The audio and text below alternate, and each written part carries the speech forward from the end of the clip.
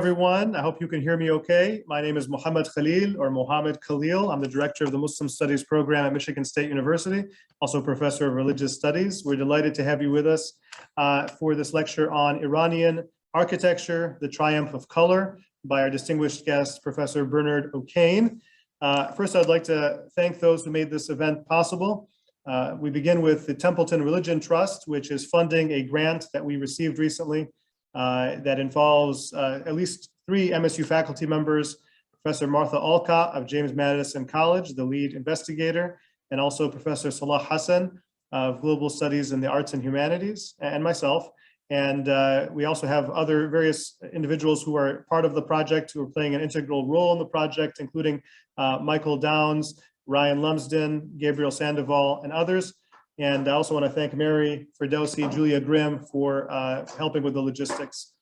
I'm going to get right to it. I'm going to introduce our guest speaker. I want to let you know this is a hybrid event. So we have folks here and folks online. If you'd like to type in a question, feel free to type it in the Q&A box, which you should see on your laptop if you scroll to the bottom there. If you're on a phone, you may want to look around a little bit and find it. With that, I'll get started. So Professor Bernard O'Kane is a professor of Islamic Art and Architecture at the American University in Cairo, where he has been teaching since 1980. He has also been a visiting professor at Harvard University and the University of California at Berkeley.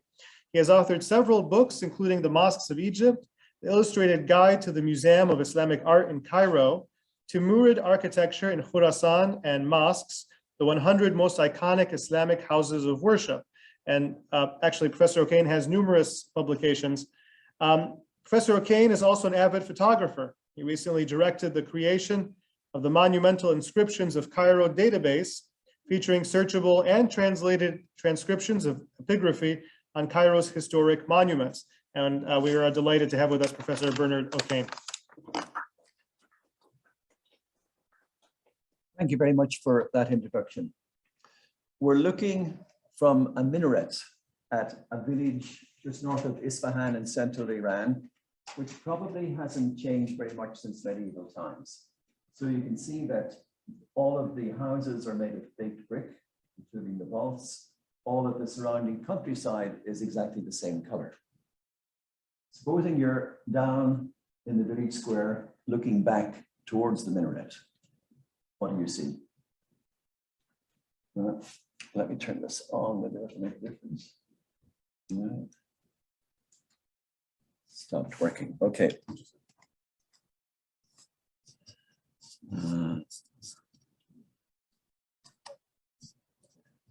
Okay, the control bar is hidden by the lower one. Interesting. Oh, I see. Okay. So let's see. How can we hide this? Oh, hold on. You managed? Did you manage to? What's that? Will that work? You can see the cursor. Oh, you can see the cursor. Okay. Okay. They're saying you could see the cursor on Zoom. Yeah, but I can't see it on the screen. I don't know where to. Or on this. No, it's not working on here. Okay. Do you know how to move Ryan or how to remove this bottom toolbar? It seems to be in the way. It's in the way of the cursor, and for some reason the remote that I have is not working.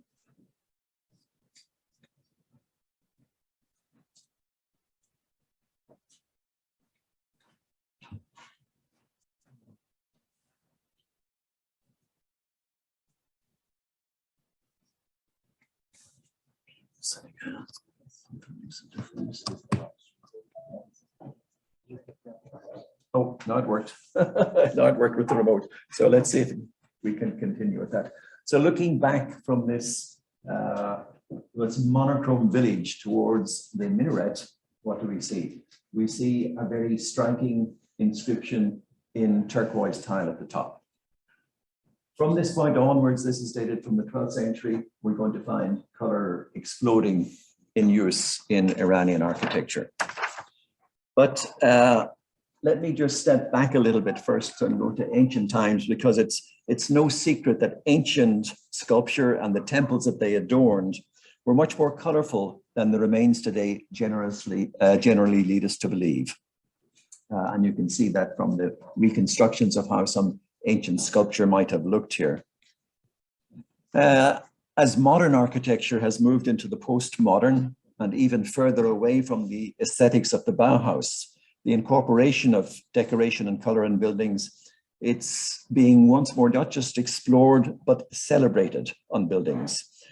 But this entails a delicate balancing act, one that requires a strong architectonic base so that color can be enjoyed not in competition with, but as an enhancement to the architecture that displays it. And although colored tiles were employed first in Mesopotamia and later in Achaemenid Iran, it was after a very long gap that the new technology was applied to tiles from the 12th century onwards, revolutioning the appearance of buildings. So today in addition to exploring the varieties of tile work, my talk will investigate other original ways in which architecture and color were mixed together, including textiles, paintings, and various ways of manipulating the intensity of light. So I don't want to give you a misleading impression that all of the landscape in which Iranian architecture was built is flat and colorless. So partially in order to correct this idea and give you a sense of the variety of settings for architecture in Greater Iran, for my talk will incorporate material not just from the current borders of Iran, but from the areas contiguous to it. Let me show you a few more photographs of different areas. You can see from this physical map that in addition to the central desert, there are mountains that are surrounding the country and adjacent to it in Afghanistan. So in the background to this wonderful trio of domes from the shrine of the Safavids in Ardabil, you have a snow-covered mountain, for instance. Or in this little village in Mazandaran, the northern province of Iran, which is adjacent to the Caspian Sea, you can see from the designs of the sloping roofs that it's an area in which rain falls very heavily. And in the same area, Mazandaran, they even have rice paddy fields, which gives you an idea of the very damp climate that they have there. More typical of many parts of Iran, perhaps, is this detail of the river that runs from Herat into the desert. And there's a strip of land beside it that is heavily irrigated and used for agriculture, with the barren steppe beyond it. This stunning landscape is from Bandi Emir in the center of Afghanistan, just a little bit west from the town of Bamiyan, where the famous Buddhas were that were destroyed by the Taliban. And it shows this magnificent turquoise lake, which is built up from deposits of sodium and salts that were that built up the edges of the lake. And so you have the stunning contrast of turquoise with, again, the steppe landscape adjacent to it. Or back to Iran, this is a mountain village in the center, right near Natanz, where it's obviously still a very dry climate. All of the houses have flat roofs. But on the other hand, lots of trees grow here, which is not that usual for Iran. So many of the houses have little balconies and wooden columns supporting them. So we'll move from here to one of the first buildings on the list. And what I'm going to be looking at first is decoration made of painted plaster for the most part. This is the remains of the palace of Mahmud of Ghazni, dating from the 11th century in southern Afghanistan at the moment, built by the site of the Helmand River, a name today notorious, unfortunately, for the fights of the army with the Taliban. But inside the main throne room in this palace originally, we had this depiction. And let me give you, well, actually, let's go back to the color version of it. Let me give you a description from a contemporary source of an audience of Sultan Mahmud of Ghazni in 1038. The throne itself was overlaid with covers of Rumi brocade. It had 4 well-filled cushions made of silk and sewn with gold thread, laid down for the feet, a cushion for the back, and 4 other cushions, 2 for each side. The dais was draped with rugs, gold-woven Rumi brocade, and gold-woven multicolored carpets. all around the hall, standing against the panels, were the household slaves with rows of robes of Saklatun, Baghdadi, and Isfahani cloth, two-pointed caps, gold-mounted waist sashes, pendants, and golden maces in their hands. So perhaps from this drawing, you can see more clearly the golden maces in their hands, their gold-mounted waist sashes of the slaves. These are, in fact, exactly what was described in that passage from the history. And just to give you another example a little bit earlier of the importance of textiles for color, there's a description of the reception of a Byzantine embassy at the Abbasid court in Baghdad in 917. The palace, we're told, was decorated with 38,000 curtains and wall covers, some ornamented with figures of horses, elephants, and lions, others with gorgeous Arabic script, still others imported from China, Armenia, and Egypt. So this really gives you a very good idea of the decisive role of the curtain and textiles for interior decoration. And some spectacular examples of these are to be seen on Persian painting, for instance, from the 14th and 15th centuries. Here's one from the early 14th century. You can see just how colorful the robes were. Here's another one from a little bit later in the 14th century, showing an audience scene at the court, or another example showing these magnificent bath cloths from a scene in a hammam from a painting by Bissad in the late 15th century. And we have the names of many other textiles known from Iranian place names, such as Tushtari, Janabi, Tabari. And just as today, when we can distinguish between clothes made for Old Navy or the Gap, or perhaps for some of you in this audience, I should say between Armani and Gucci, this ability to discriminate shows the sophistication and high degree of visual awareness of those in the pre-modern period. So I'm going to move from there to the examples of some of the colors that remain on the buildings today. Originally, they would have been much more colorful. Many of the colors, unfortunately, have faded in the buildings. But this is one from a tomb tower in western Iran, dating from the 11th century. You can see lamps hanging from niches in the wall. These are peacocks, which have symbolism connecting with paradise. And there was a Kufic inscription running around the top. This is from another mausoleum, which is in modern-day Turkmenistan, just across the border with Iran, Miana Baba, around the tomb of the saint. There's the remains of some very fine paintings here, but even further upwards in the same building, we have magnificent paintings in the squinch. That's the zone of transition between the lower square and the upper dome. The dome itself has wonderful painting as well, and intriguing design in a geometric form of interlacing arches forming a star in the center.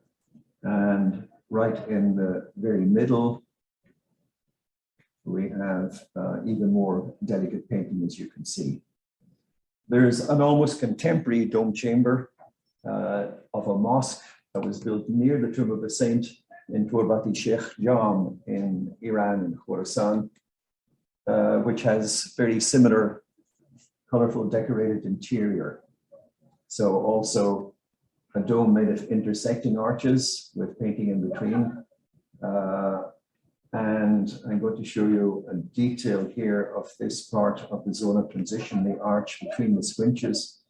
It has this wonderful op art whirling figure looking like something from the 1970s, perhaps, which is rather unexpected. But just beside it, you can see these very delicate Chinese lotuses. Ever since the Ilkhanids, the Mongols arrived in Iran, trade with China increased greatly, and we begin to see these chinoiserie motifs. Dating from the beginning of the 14th century is the painted interior of a shrine in Yazd, that of Sayyid Ruqn ad-Din, who was one of the viziers at the Ilkhanid court. And we're looking here at the detail at the base of the dome. Fortunately, when I was there last, they had scaffolding erected for repairs, and I was able to climb up and take these close-up photographs with wonderful designs of epigraphic medallions, both in cursive script and in Kufic. also with arabesques and another magnificent cryptic script around the base of the dome. At the very apex of this dome, there are a couple of surprising features. This, in fact, looks like a variety of a type of feather design. It's something actually which you see, first of all, in ancient Egypt. The Achaemenids conquered Egypt and they brought back this motif to decorate their palace in Persepolis. And this looks like it's a kind of colorful variation of that.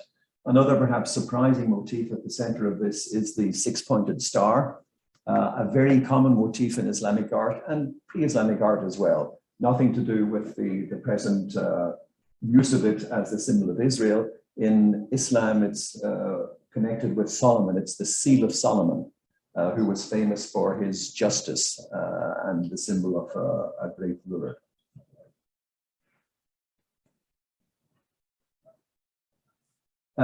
More delicate details in an interior of a mausoleum in Afghanistan near the city of Herat on the left-hand side, the beginning of an inscription with the basmala. But the detail that you have in the gold and blue painting surrounding these arabesques are just as fine as you would find in contemporary manuscript painting or Quran illumination, for instance. And we also have some wonderful examples of interior decoration and plaster from the Safavid period that started in the towards the beginning really of the 16th century. These are from the early 17th century in the new capital of Isfahan that Shah Abbas, the most famous Safavid ruler, greatly enlarged at this period. And these are details from the gateway to the palace complex on the left-hand side, the Alif Qapu, showing also figural images very similar to those that one does find in contemporary manuscript painting.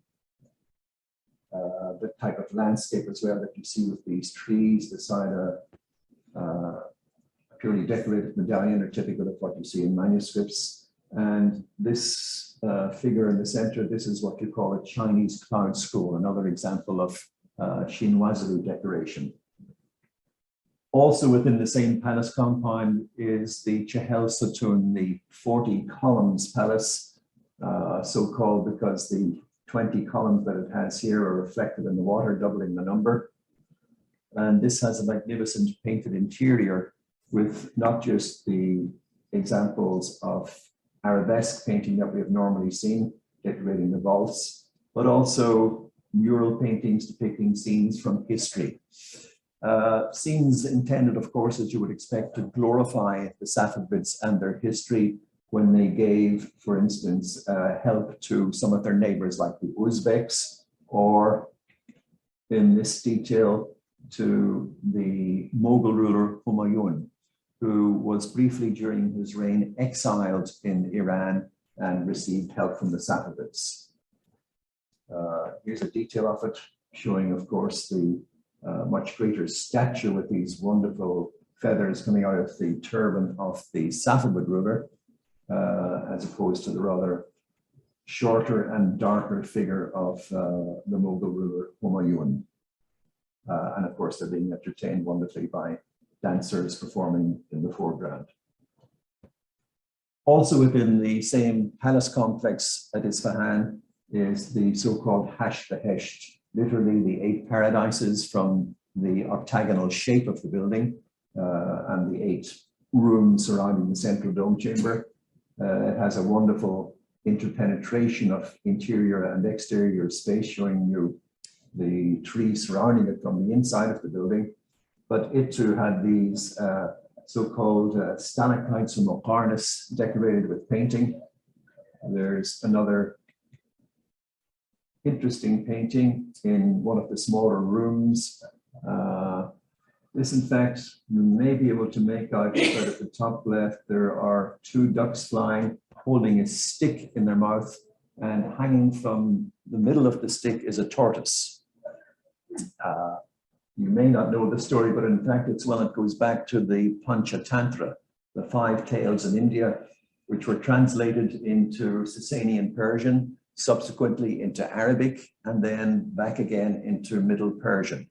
And it became a very popular mirror for princes, a book of advice of what to do in tricky circumstances. This is a story in which the tortoise and the two geese were living beside a pond which was about to dry up. The geese flew away and were able to identify another pond in which there was water. So the tortoise said, look, why don't you bring me with you? You know, I can hang on to the stick if you carry it between your mouth. And they said, well, that's all very well, but you have a reputation for opening your mouth quite a lot. So you'll have to keep it shut. So everything went well. They were flying over a long stretch of territory until they came to a village, and the villager said, look at that, it's a tortoise, between two geese. And the tortoise said, oh, what do you mean? We're clever. Oops, but then he fell to his death. So there's a moral in that somewhere. So I'm going to move from painted plaster to one of the glories of Iranian architecture, which is the use of tile work. So it moved from just the use of single monochrome glazed tiles that we saw in the minaret in the first monument at the beginning of the talk, to adding gradually extra colors and bringing them closer together. So this is a little shrine at Natanz, a wonderful mountain village near Isfahan, more notorious in recent years for also being adjacent to the nuclear facility in Iran. But you have a minaret and a pyramidal dome over the tomb of a saint here. And the interior of the tomb is a magnificent design. Again, it's a Mokarnas dome, a stalactite dome as they call it. In this case, completely white with the light fading into obscurity towards the top.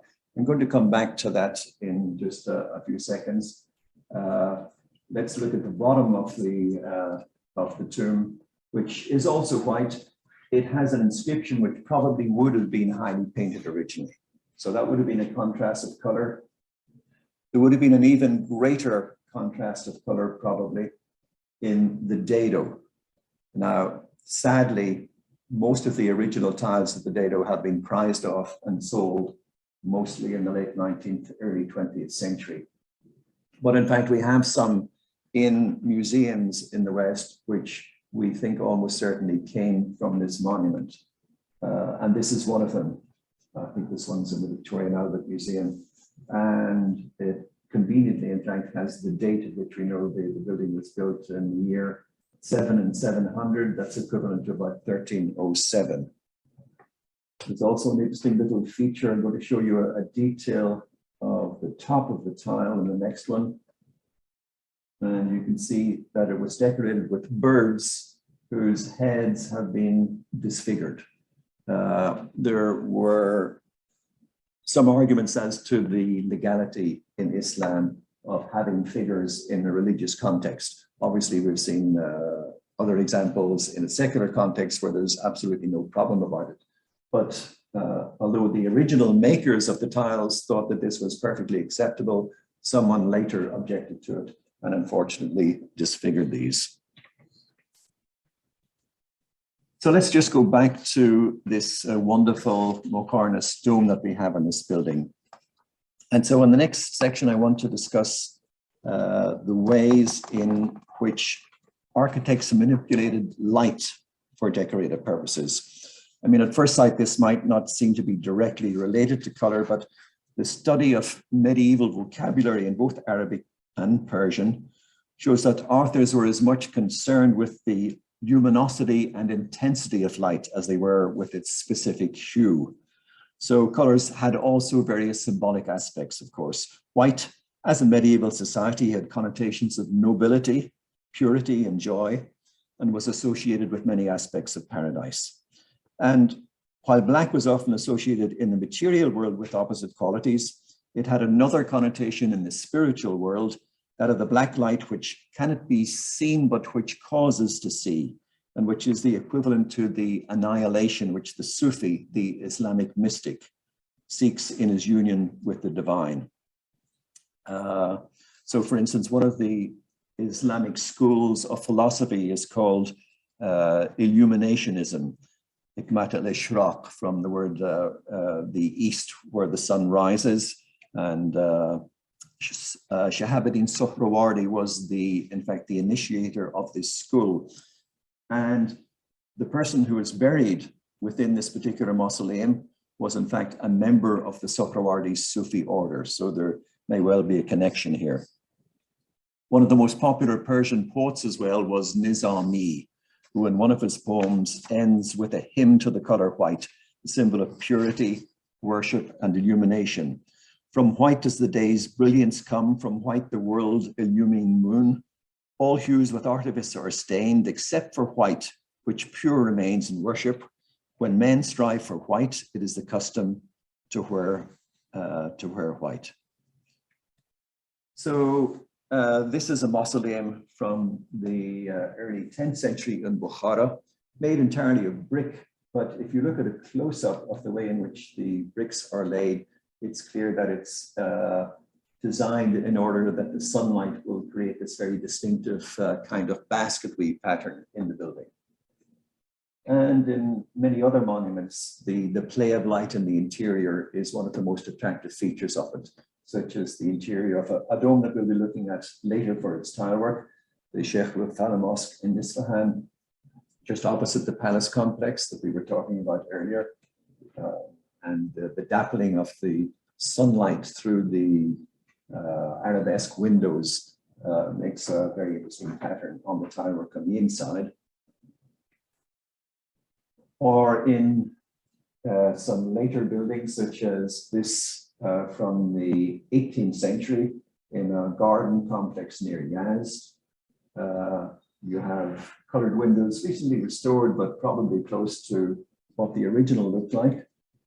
And again, the effect of the colored light dappling through the stained glass windows onto the plain plaster provides an enchanting aspect. There are also some very interesting examples of alabaster, carved alabaster being used as mihrabs in shrines and in mosques. So here are a couple from some smaller towns in central Iran. So the notes give you the date from the equivalent to the 15th century. And this one is from a shrine in a town near Yazd, Bida Khalid. And the Quranic verse in this says, "Establish worship at the going down of the sun until the dark of night, and the recital of the Quran at dawn. Lo, the recital of the Quran at dawn is ever witnessed." And it's certainly tempting to connect this with this Ishraqi illuminist philosophy. The name of the school again, the Eastern being derived from the rising of the sun. And there's another Friday mosque in the same town, Bida Khalid, which has a different Quranic verse. It relates the story of Zachariah, who was standing in the mihrab, praying when he was visited by angels. And although the lamp is not specifically referred to, the lamp, of course, that has been decorating many of these mihrab images, in this and the other one that we looked at, it could still have triggered in the minds of the believer the well-known Quranic verse relating to light, which is as follows: "God is the light of the heavens and the earth. The likeness of his light is as a niche wherein is a lamp. The lamp in a glass, the glass as it were a glittering star kindled from a blessed tree." Okay, after that digression, we'll go back to looking at the development of tile work, which started off very plainly. This is an example from Rob Kent, north of Bukhara in Uzbekistan, dating from the very end of the 12th century, which has decoration of octagonal stars in monochrome glazed tile work and an inscription that gives the name of the founder and the date. There's a big gap in Iranian tile work between this date and some of the Al-Khalid ones that I showed you, principally because of the Mongol invasion, which devastated the country. But on the left-hand side, you see an interesting signature of a craftsman who worked in Konya in Anatolia. This is the Searchable madrasa dating from 1242. And the inscription says the work of Muhammad, son of Osman, the craftsman from Tus. Tus, in fact, is a town in eastern Iran, close to Mashhad and Khurasan. So it's very likely that some of the talented craftsmen, not being able to find work after the invasion, took themselves off to other patrons where they possibly could use their talents. And this is a wonderful example of how tile work developed in the meantime, with the tiles being placed closer together. We're getting close to a technique that I will examine a little bit later called tile mosaic. This is another wonderful site in northwest Iran called Takhti Suleiman, the throne of Solomon, which in the Sasanian period held one of the most important fire temples in the country. And perhaps because of its fame as a former sacred site, one of the Ilkhanid sultans, Zafar Khan, in 1272, decided to build a palace here. And you can just see some of the remains of one of the Iwans of the palace in the distance beside the lake. This is another lake like the one in Bandi Emir that I showed you, which is built up from salts that form when the water pours out of a spring from subterranean areas. There's a volcano in the background also.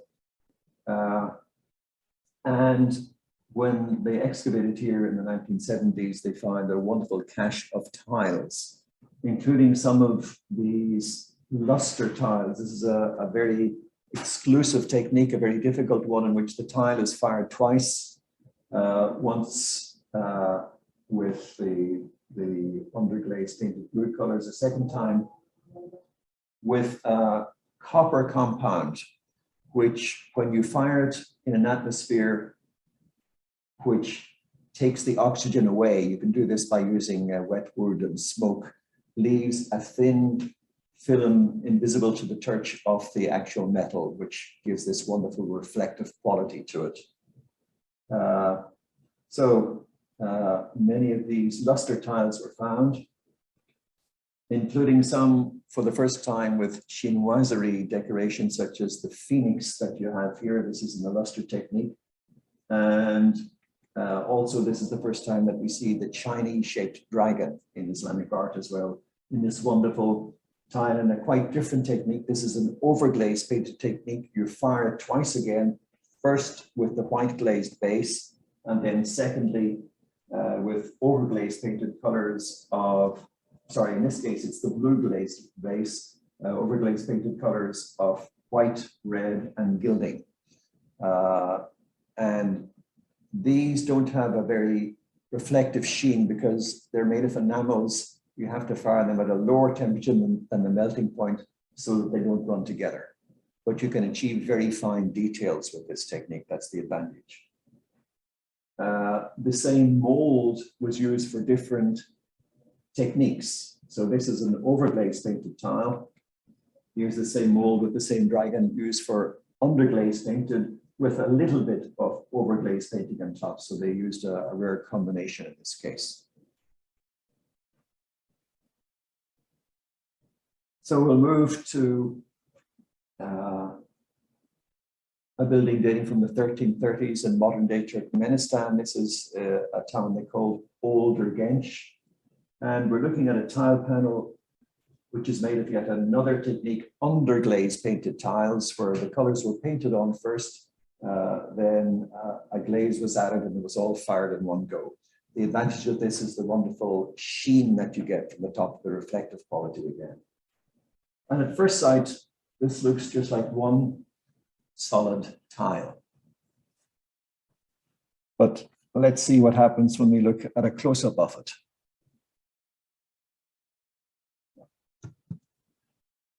Now you can see that, in fact, it's made of hexagonal tiles fitted together.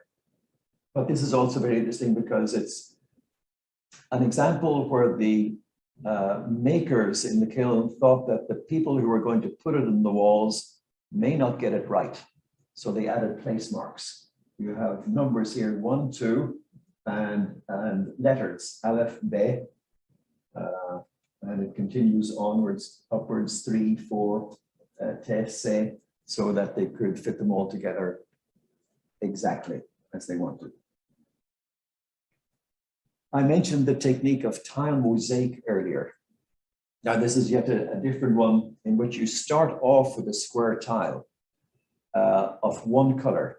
You can fire all of these different colors that you're using at the optimum temperature to give the best depth of color that you can achieve.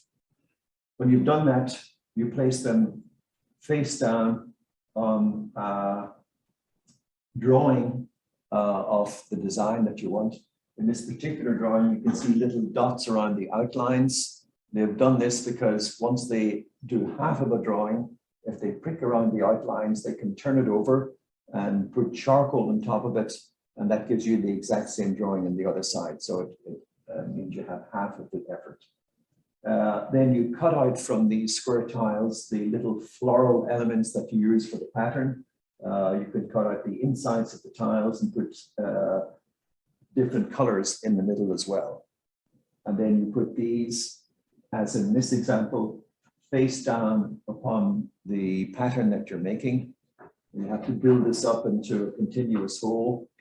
Then you add a backing of mortar originally, and now this is a modern restoration workshop, so they've used concrete instead. But then when that's done, you haul the whole panel up onto the wall of the building. So here's an example then. It's actually the same one in Turkmenistan that we had one of the wonderful painted interiors earlier, where they're using some interesting combinations of tile. This is a detail of the engaged column at the entrance to the building, where they have underglaze painted tiles used here, in addition to the monochrome glazed tiles behind it, or beside it, I should say, and sgraffito tiles, where they simply scratched away the surface to make the little inscription here. But there's also another interesting variation in the main inscription around the entrance. Sorry. Yeah, here. So in fact, this is an example of tile mosaic. They're using a very limited range of colors, still just dark blue, light blue, and white. But there's also a unique example here where they have inserted little medallions of luster tile to add a different color effect to it. The history of tile mosaic then continues with the addition of extra colors. It's a little bit hard to see here, I think, but in fact, the background to these is in green. We can see this a bit better, I think, in this monument, which is the Friday Mosque of Yazd, one of the major cities in the southeast of Iran. And now you can see a greater range of colors. We have black, white, ochre, green, dark blue, and light blue. And it remains the same basically in tile mosaic then for centuries onwards from here. The mihrab is a wonderful example of design, including the spandrels. And let's look in detail at this medallion in the center of the stallion, which is another magnificent piece of design. Maybe it's not very obvious at first, but it's actually an epigraphic medallion. So I don't want to put Muhammad on the spot by making him read this. But what's very obvious is the name Muhammad, that it's repeated Mim Ha, Mim Dal, and it's repeated 6 times. Now, I used to teach this for a very long time and point out the name Muhammad to the students, and also this wonderful white floral medallion in the center. But it took me a long time to realize, in fact, that the floral medallion contains the name Ali repeated 6 times. It's not very obvious. It's really just a wonderful piece of design. And in the same building, we're looking up at the dome here. Another example where the dome chamber is almost completely covered with tilework now, and that becomes very popular from this period onwards. This dates from the 1370s, probably the same date as this magnificent cenotaph of the Shah-i-Zinde, the living king, as he's called, one of the companions of the Prophet, who is supposedly buried in this mausoleum just outside of Samarkand. And this has a wonderful range of tilework. Many of the times we've been looking at the overglaze painted tiles with the gilding, underglaze painted. And there's actually a new type of overglazed painting on a white background here as well.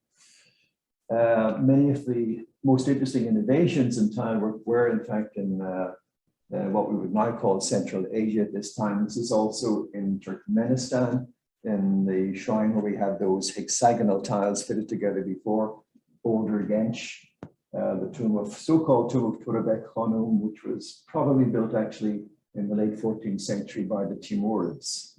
It has the dome, which is partially been destroyed on the outside, but on the interior, it has one of the most magnificent designs that we have of tile mosaic. It also has a unique use of red, which you don't find in any other part of the Islamic world for this technique of tile mosaic.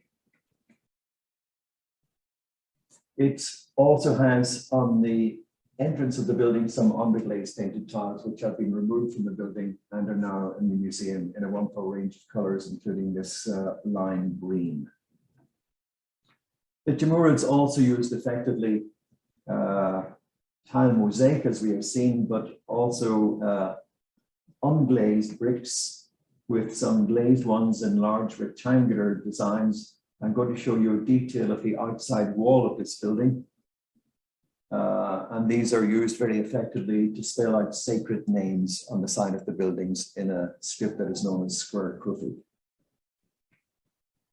One of the most effective designs of tile work in a building is this madrasa from Khargird, dating from the early 15th century, which has tile work on the facade of the building and unglazed brick used for the domes behind it.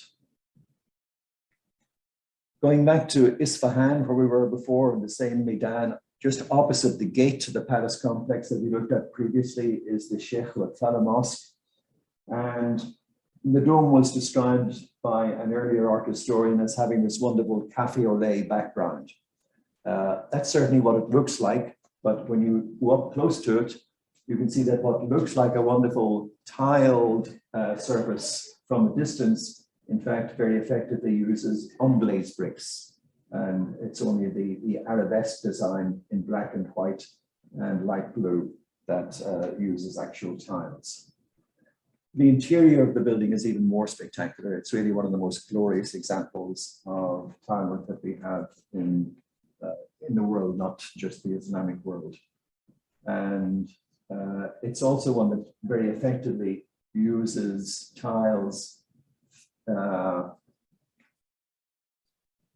not exclusively with the whole surface being decorated, but if you see in the right-hand side a detail of this area here, again, it uses unglazed portions, but from a distance, this is something you don't notice. It looks like it's completely tiled. The most impressive of all the buildings around the square is the Friday Mosque built by Shah Abbas, also in the early 17th century, the Masjid-e-Shah, as it used to be called. The new Friday Mosque, as it was in its inscription, and now for political reasons, it's the Masjid-e-Imam. A magnificent tiled entrance complex. The Iwan is decorated with tile work. There are two different types here. On the left-hand side, you see a detail of the tile mosaic. On the right-hand side, they're using an overglazed painted technique called here, which means a colorless line. And the quality of the tile mosaic is much better than the Safavid Seca, but they had such an enormous amount of surface to decorate it with tiles that they simply couldn't afford the labor involved in the tile mosaic. But from a distance, it's hard to tell the difference. Later Iranian tile work isn't necessarily much of an improvement on what came before. This is a 19th century Friday Mosque from Semnan, very much following the same kind of traditional motifs, but in other monuments, they start to add this rather bright pink, which I don't think really adds much to the aesthetic repertory of what we've been looking at. But when we reach the modern period, there are some interesting reinventions of the technique, such as the Hadir Mosque in Tehran, dating from 1986, This is one which won an Aga Khan Award, and it uses very effectively the combination of brick and simple monochrome glazed turquoise that we had at the very beginning of the talk today. So it uses it for proofing inscriptions very effectively. And we also see it for the interior of the dome chamber, where it's used for these larger proofing inscriptions, and also for some smaller proofing inscriptions that are in the squares that continuously get smaller towards the apex of the dome. Now, just let me mention here that there are some other art historians who don't like tile work, if you can imagine it. So let me quote, one of them says, "Tile work immediately interposes a veil between a building and the person looking at it. It's no longer brick and a such part of the building. Instead, it has become the creation of a workshop." I'm not sure I'm quite happy with this. This is the reference to brick here is a reference to, for instance, something like the first painted interior that I showed you, which had the peacocks in it and the hanging lamps. It's this particular tomb tower in Western Iran. But in fact, you can see that the brick decoration that you have here, it's also a revetment that's been added onto the structural core of the building. So really, there's no difference between the brick decoration that you have added to the brick core in a Seljuk building, which is where they have this exclusively brick decoration, and the skin of tile work that we have seen added to the buildings. So we've seen that architects in Iran use many ways to impart color to their monuments or to achieve a variety of coloristic effects on them. Among the resources were textiles, interior painting, various ways of manipulating the intensity of light, such as grills and stalactites, and tile work. So I've illustrated merely a small proportion of the various types of Islamic tile work and the ways in which architects used it, but perhaps enough to show you that this is one of their most original and lasting contributions to world architecture. And I think modern architects would do well to look to Iranian architecture, which has employed innovative approaches to the matter for centuries. Where, for example, as in this monument, the 15th century Khargid madrasa from Eastern Iran, the sheathing of tile work is anchored to a sufficiently strong visual base, then color can be enjoyed not in competition with, but as an enhancement to the architecture that it adorns. Thank you.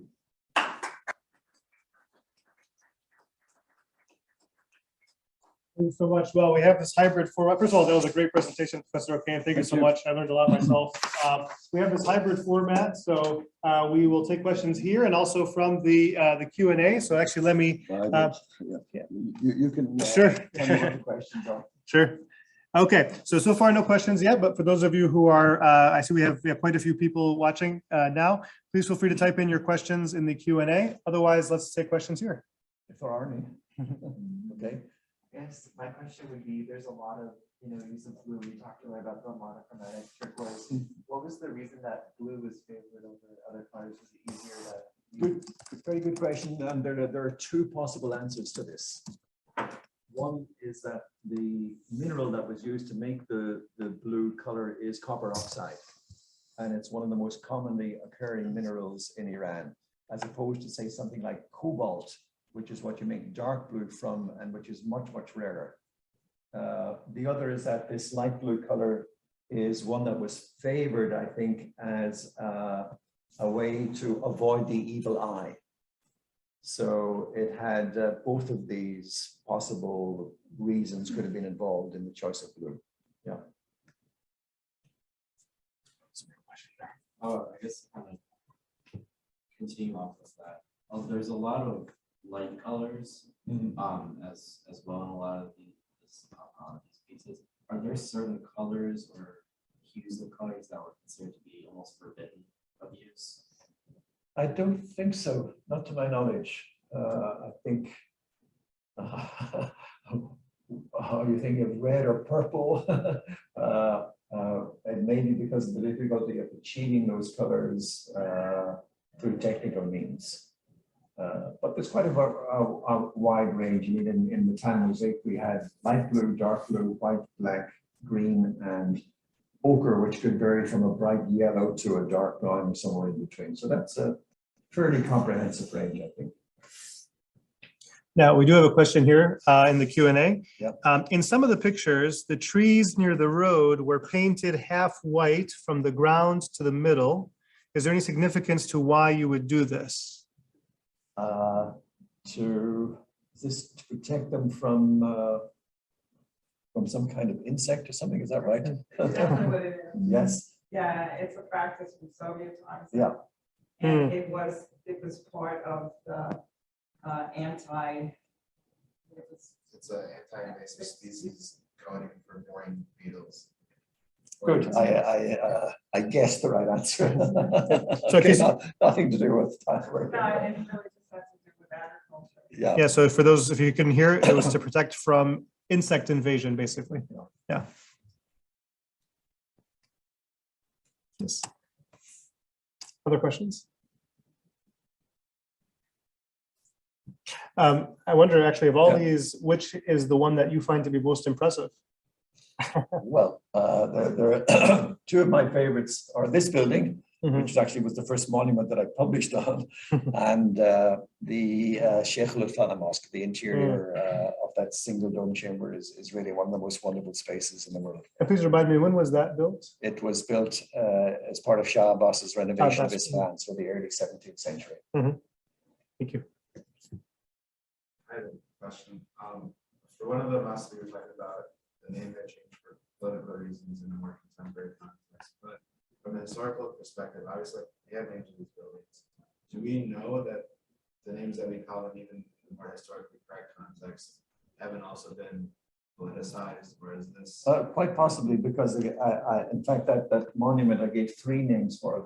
The name on the foundation inscription on the building is the Masjid Jami now, the new Friday Mosque, or the new Congregational Mosque. But in most of the later sources, it's actually referred to as the Royal Mosque, or the Mosque of the King, the Masjid Shah.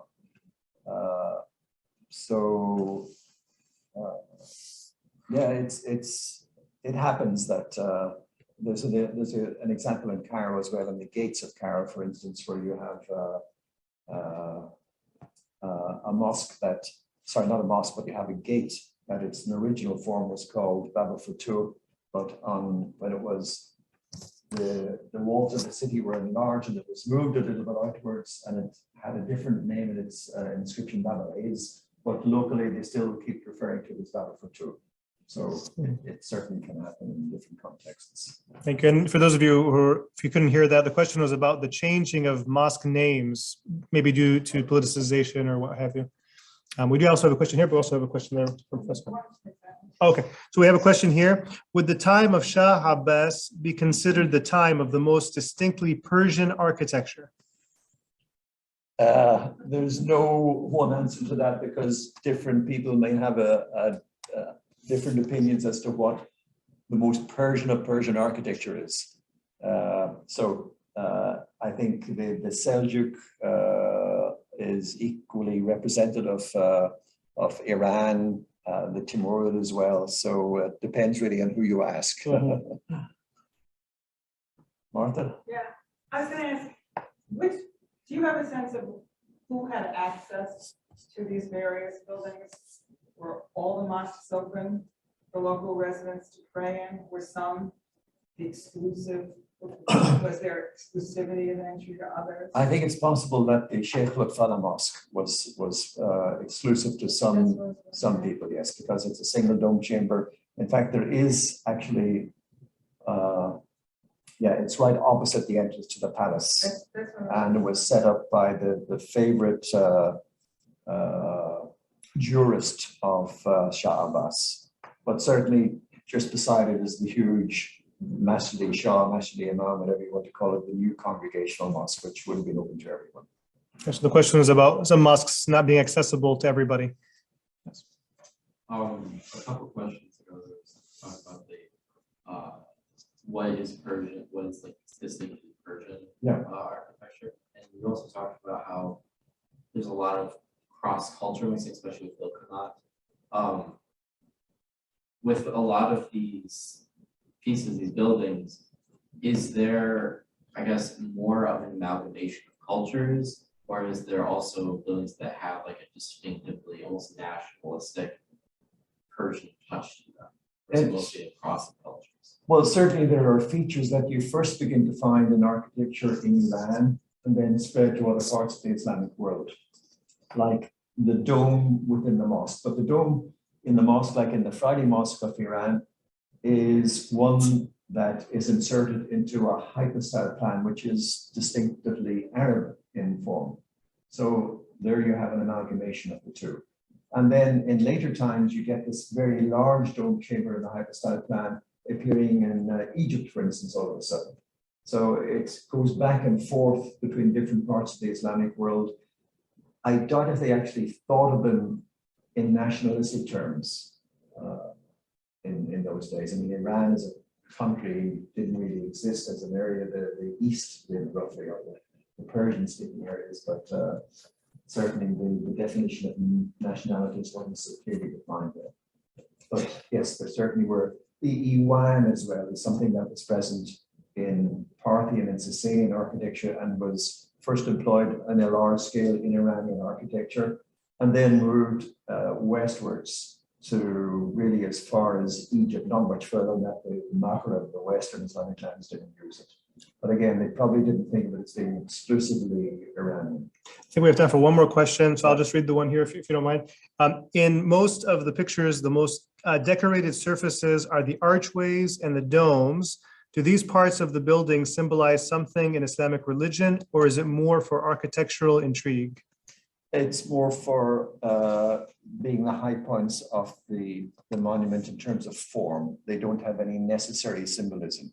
I mean, the Dome of Heavens is a common concept in Iranian poetry, for instance. And there are some domes that are decorated with stars, which certainly would be a visual equivalence of that. So there's some possible symbolism, but in most cases, no definite ones. Thank you very much. Well, we are out of time. Please join me in thanking Professor O'Kane for a great lecture.